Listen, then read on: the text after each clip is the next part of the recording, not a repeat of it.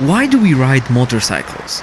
Some do it for practicality, some do it for discovering new places, and some others, like myself, do it because of one simple, pure reason: feeling alive.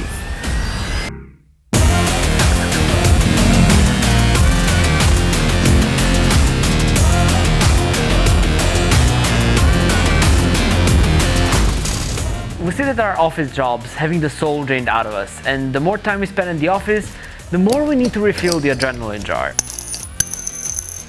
Rear tire, still good. ABS mode, supermoto. Traction control, that's lame. We die like real men, and oh boy, there's a lot of dying to be had if you lose control of this Austrian beast. But in these moments when you get to spin the throttle, you are the most alive person ever. It's just you, your right wrist connected to the throttle, and the screaming twin. It's you, the moment, that's it.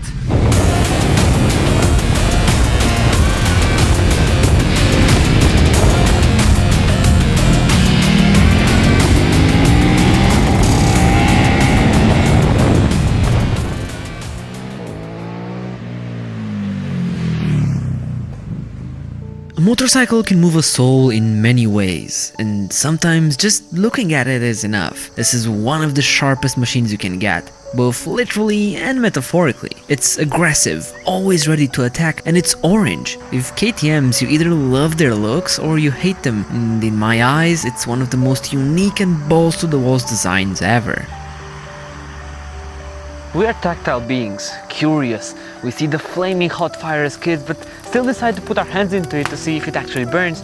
And the Super Duke shares a similar story.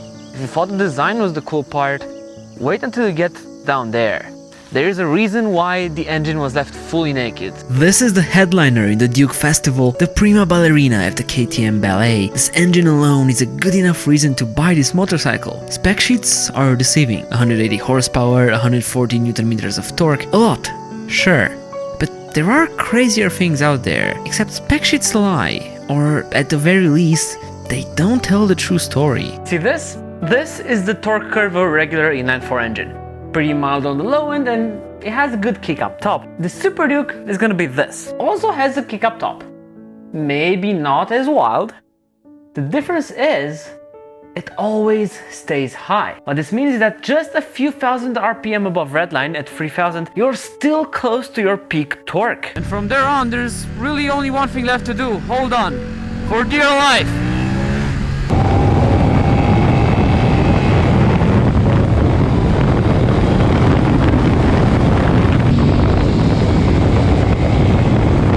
A naked bike can't just be fast in a straight line or just wheelie all over the place. It needs to be a little more versatile. And in this case, versatile means agile. So what better way to test that than to chuck it in a van and take it to the nearest track and take it for a spin.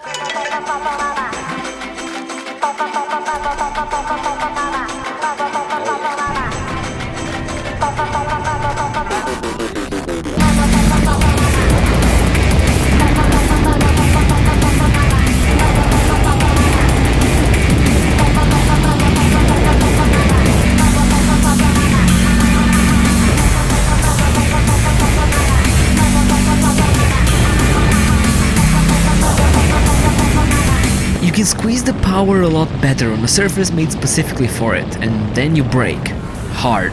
Stopping from 230 km an hour is not an easy fit, but it's nothing that the Duke can't do. Sure, after a few laps you do feel the lever approaching the bars a little more, but it never gives up. They're always there. And you have to remember, these are street brakes. I can't think of many systems that out of the factory wouldn't even bulge at the thought of track abuse. And then there is handling.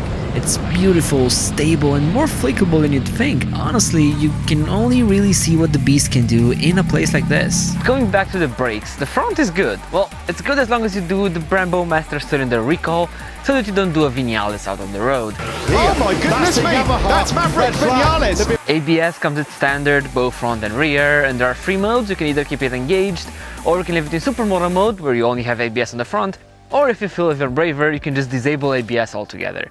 The rear brake is also decent. It's not the most efficient brake out there because it locks up really easily, but as a brake, that alone, it works just fine.